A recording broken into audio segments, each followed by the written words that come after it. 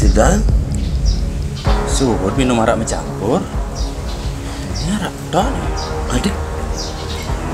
Nih minum kearifan lokal nih. Sikap Pak Yan mungkin sangat sederhana, hanya menggeser botol dan menganjurkan untuk minum arak ngetok. Namun dampaknya untuk pebisnis arak dan petani arak sangat luar biasa, sehingga petani dan pebisnis arak begitu menggeliat.